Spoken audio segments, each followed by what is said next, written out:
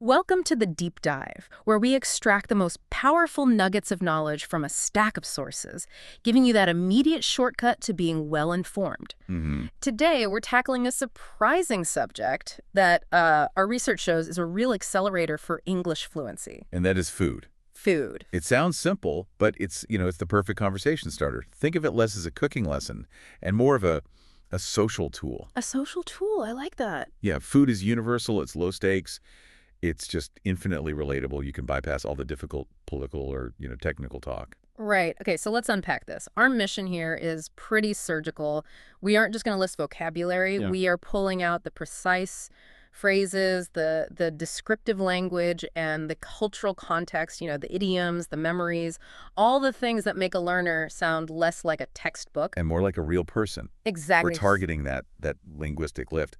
The core idea we want you to walk away with is that talking about food is really about sharing stories and emotion. So if you can master the language of a culinary experience, you unlock some really powerful conversational doors. That's the goal. I love that framing. Yeah. So let's start with section 1 then, the flavor profile. Okay. We need to move beyond just like simple adjectives. If someone asks about your favorite meal, the #1 rule is you have to explain why you like it. Yes. You can't just stop at, I like steak. That's the difference between ending a conversation and actually starting one. Right. Instead of just saying, oh, it's tasty, you say something like, I love my mother's pasta because the sauce has this robust, deep flavor that reminds me of Sunday afternoons. You've instantly added layers. Yeah. Personal connection. Exactly.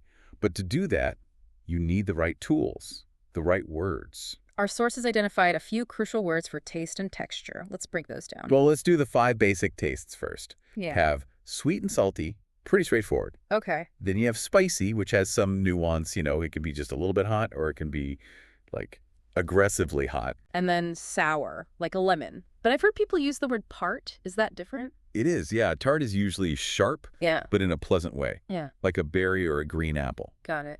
And the last one, umami. Yes.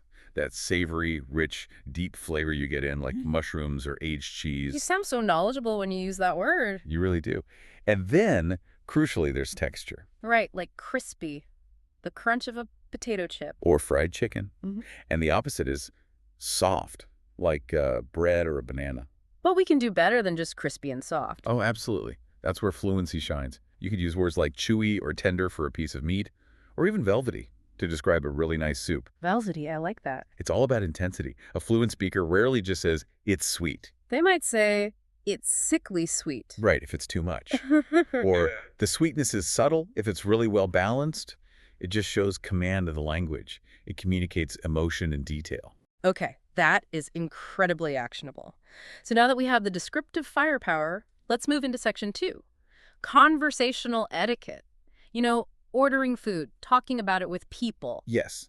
Let's start with enthusiasm. Beyond, I like it. Right. You can say, I'm a big fan of seafood. It's casual, it's common. Or what about when you want something right now? Then you use the verb craving. Yeah. Like, I'm really craving something sweet right now. It's an immediate, high-impact phrase.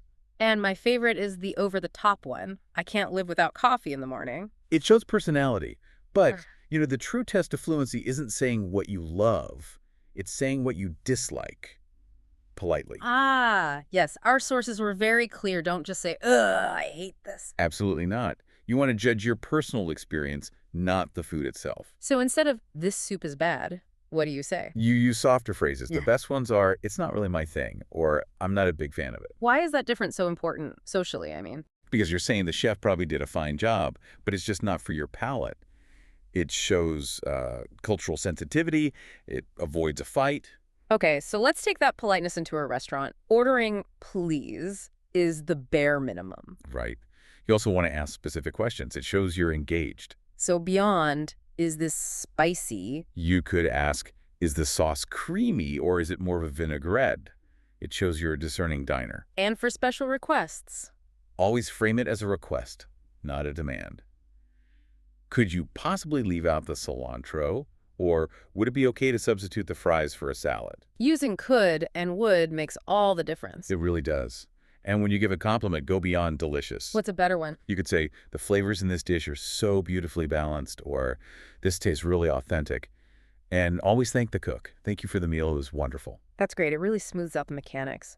So let's move into section 3, the deeper connection. This is my favorite part. Because, as we said, food and memory they're completely linked. This is where you connect vocabulary to real storytelling. Every favorite food has a story. And the easiest way to share that emotion in English is through these simple sentences. Like, fried rice doesn't just taste good. No, it recalls the sound and the smell of your grandmother's kitchen.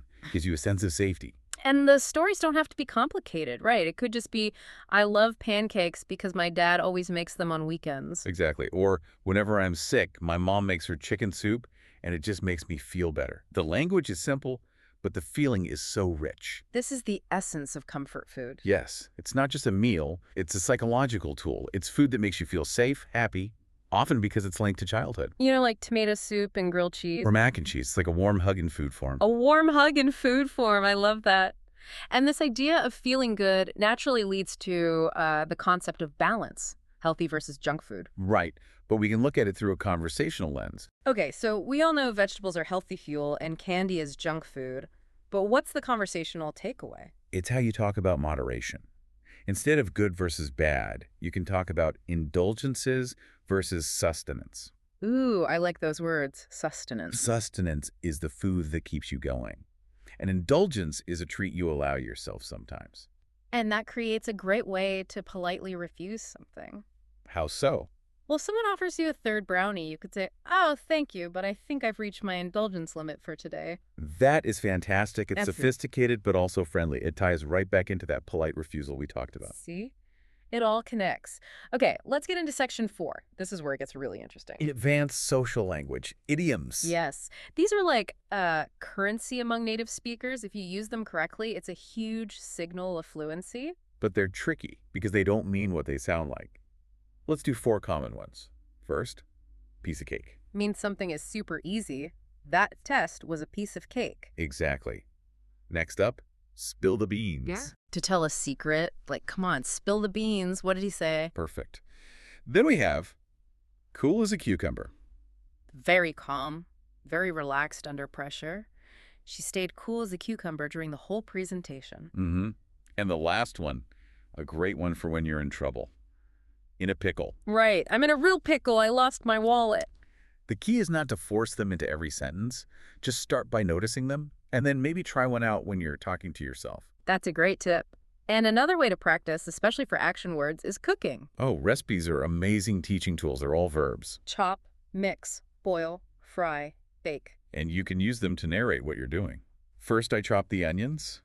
Then I fry them in some oil. It's practical, applied English. And that connects right back to culture. Trying new food is like learning history without a textbook. The food tells the story. Yeah.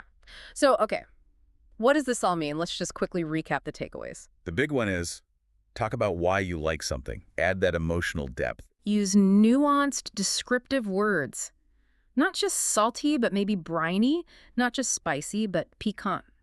And master that polite refusal. It's not really my thing. It will save you in so many social situations. And try to sprinkle in one of those idioms like piece of cake once you feel comfortable. At the end of the day, confidence is the engine. Every conversation you have builds it. So here's your challenge, your homework from this deep dive. Okay, what is it? For the next week, we want you to practice describing everything you eat. Breakfast, lunch, dinner. Use the new vocabulary we talked about. Do it out loud. Yes, out loud, even if you're just talking to yourself. It might feel a little silly talking to your cereal bowl. It does. But practicing when the stakes are 0, that's how you build the muscle memory. That's how you overcome the fear of making mistakes in public. Exactly. The goal isn't perfection, it's flow. So keep trying, keep tasting, and just remember that a conversation over a meal is one of the best ways to build your English fluency. We believe in you. Now go try something new and tell someone exactly how it tastes.